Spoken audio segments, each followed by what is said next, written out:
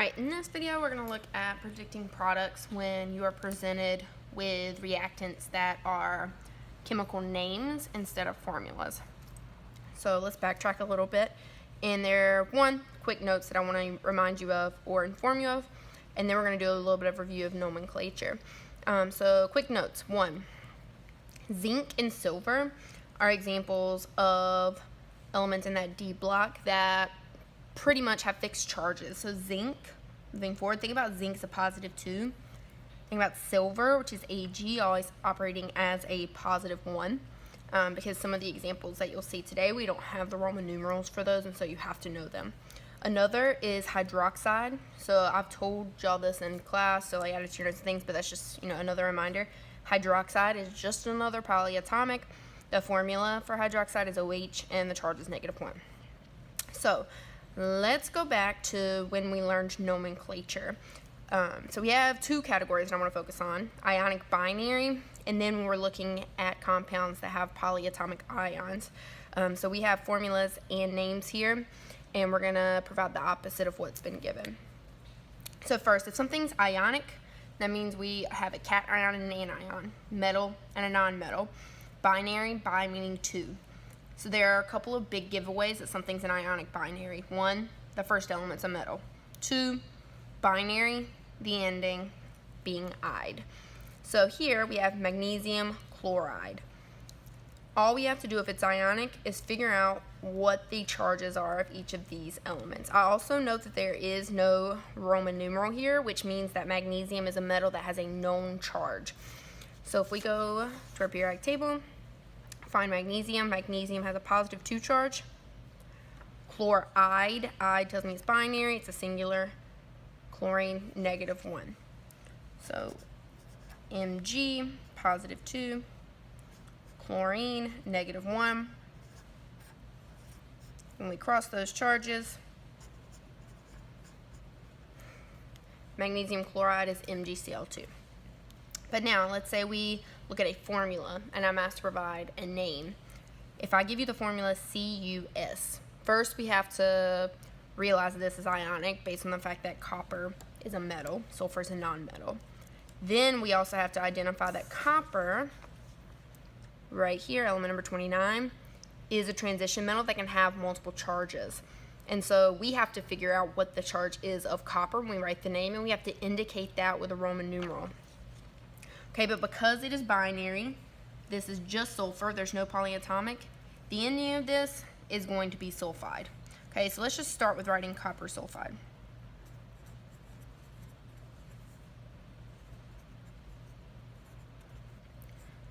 Okay, and all we have left to do is figure out the Roman numeral. So whenever you're trying to figure out the Roman numeral of a transition element or an element that can have multiple charges, look at what happened to the charge of the fixed element, or the one that's known. Sulfur is always going to have a -2 charge. Okay, and because we crisscross charges to get formulas, that means this formula, the charges are already crossed.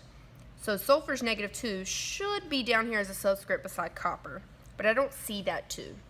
And the only way that it could have reduced to 1, and this one also be a 1, is if they were both the same charge, or opposite sign but same number.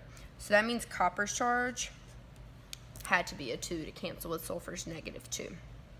So now let's look at polyatomics. We have magnesium phosphate. Number 1, magnesium. Magnesium is an element that has a fixed charge. Okay, we know that. Phosphate. This 8 right here gives it away that this is not just phosphorus, and also because you've memorized them. Okay, so phosphate, PO4, and that PO4 collectively has a -3 charge. So just like over here with the binary, remember to protect the poly with parentheses. So we have Mg3, parentheses, PO4, 2. Okay, so now let's look at this one. We know that this is a polyatomic, or it contains a polyatomic, because I see 1, 2, 3 capital letters indicating 3 elements. Okay, so this is not binary, this is ternary. So let's first write the metal. and write the polyatomic. SO4, I should immediately recognize that as sulfate. Now let's go back and check where iron is on the table. Iron, element number 26, has multiple charges. So it's going to need a Roman numeral. And again, just like over here, start with the one that you know has a fixed charge. Sulfate always has a -2 charge, right? And remember, this is collectively SO4. That 4 is not a charge. This 4 is part of the polyatomic's base, okay? So if there were a charge, it would go outside of the parentheses like here. This 2 is magnesium's charge. SO4 doesn't have a number outside of that, okay? Which means it was a 1. But we know that sulfate's charge is a 2, and we don't see it, which means they must have canceled, which means iron has a 2 charge. Okay, so we're going to use this, and now go into predicting products.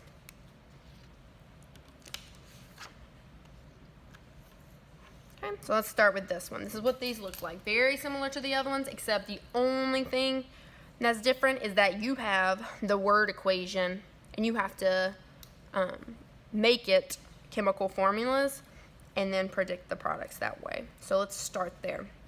As you can see here, these are all the steps that I need to go through. So this is what we're going to walk through when we do this one together.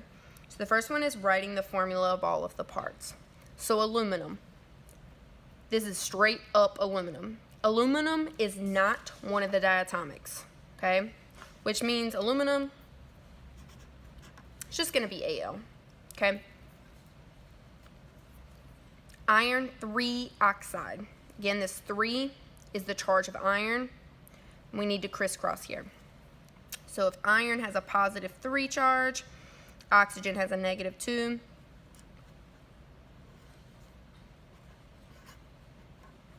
We'd have to crisscross those charges, which would result in this, okay? Now, this is one step of it, right? Translating the name into the formula. But it's also asking me to predict the product. So it's asking me what's going to be on this side over here. Okay, that's going to require for me to, just like the other single replacement, to think about each of these as ions. Okay, so aluminum. Aluminum as an ion. +3 charge. Okay, so again, we're going to use our little color coding system just for the first couple. Okay. Then, again, here we've crisscrossed the charges, but iron's charge here is a +3. Oxygen, a -2. Okay, so I want you to think about the other single replacement examples we looked at in a previous video and in class. Aluminum is going to replace something like it, right? These fit like puzzle pieces. It doesn't want to bond with iron. It wants to replace iron. So when I do that, when I replace aluminum and iron, we have new pairings, which means we need to do new crisscrossing of any new compounds that formed, okay? So here, iron was kicked out. It's now by itself like aluminum was. Iron's not a diatomic, so we can just leave it like that. But this is a new compound with new charges. Okay, so we have to crisscross these charges, which would result in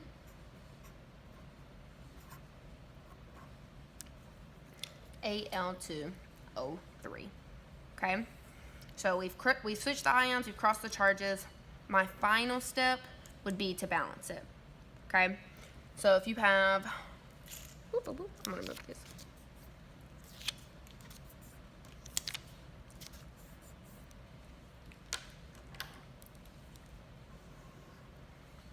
So if you have aluminum, iron, oxygen,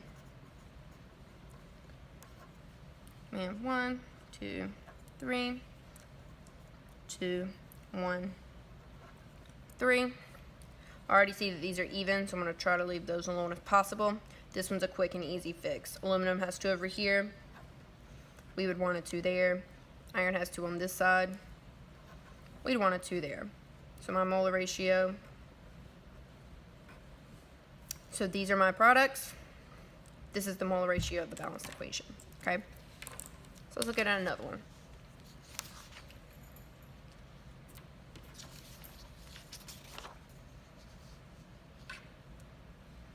Okay, so my first step, we gotta write the formulas.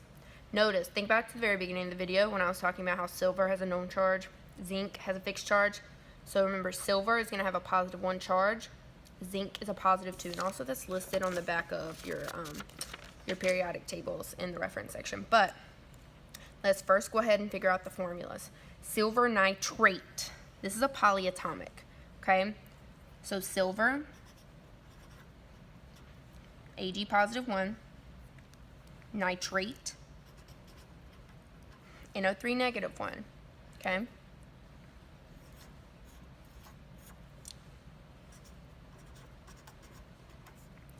So AgNO3 plus, okay, so we have zinc chloride. So zinc, metal, non-metal, we got to cross charges again. Zinc has a +2, chlorine,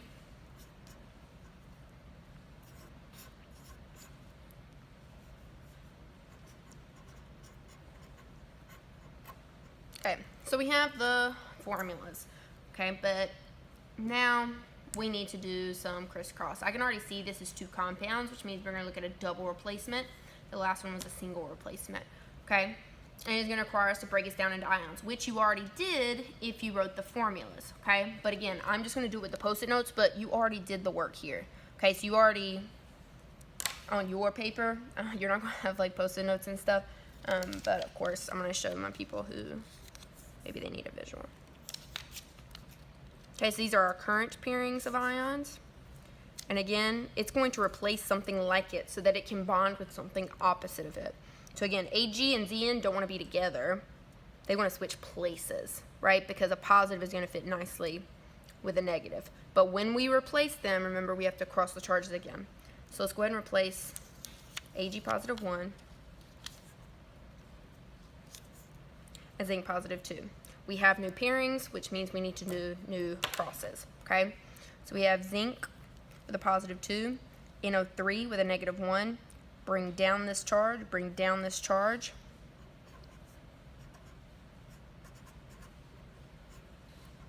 To result, zinc nitrate. Here, cross the charges, they're the same but opposite sign. Okay, and those would be the products. And note, and I have a lot of questions about this, I don't care which one you list first. So if you list AgL or AgCl plus the zinc nitrate, that's fine. The order of these doesn't matter. The order of the elements within the compound matters. You always have to have the cation first. Okay, always. And of course, you would finish this by balancing. Okay, but we're gonna move on to another example just so that for the sake of time, but notice you would have to finish with balancing. All right, so let's first start and figure out what type of reaction we're looking at by going ahead and figuring out the formulas. Magnesium bromide, ide. That means that's just bromine. That's not a polyatomic. So magnesium, the +2 charge. Bromine, a -1. Okay, if you cross those charges, MgBr2 plus, this says just chlorine. Okay, so you remember in the other one where it said just aluminum and we put just Al? But look at chlorine.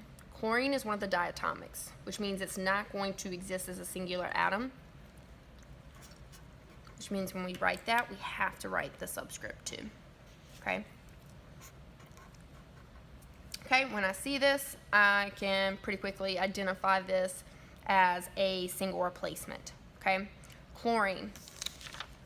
You see how chlorine and bromine have the same charge? They're similar anions. That means they are going to trade places. Okay, there is no metal over here by itself, which means the anions are going to switch places. Okay, so when we do that, magnesium with the +2, bromine with the -1, chlorine has a -1. Because these have the exact same charge, and bromine is also a diatomic,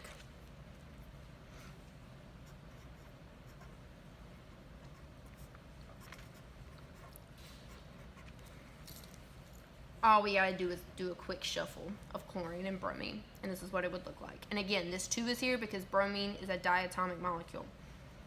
This 2 is here because magnesium's charges 2 when it crossed based on the new pair. Again, with this one, I didn't do the post-it notes, so hopefully I want you to see patterns the more than we do. Okay, and now last one, this is one I want you to try yourself, so you can pause the video, and then when you come back, we will work through it. Okay, if I continue to work this out, lead 4 chloride,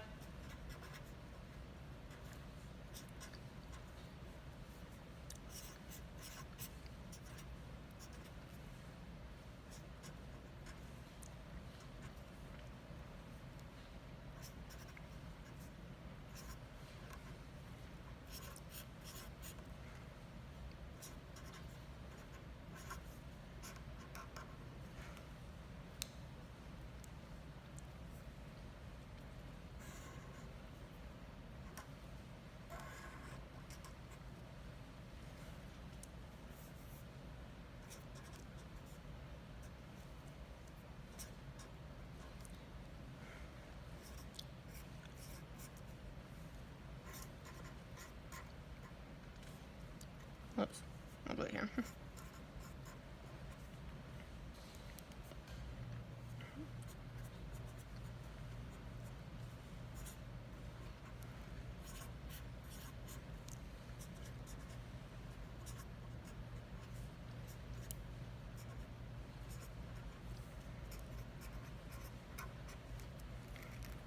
My final products would be CuCl plus PbO2.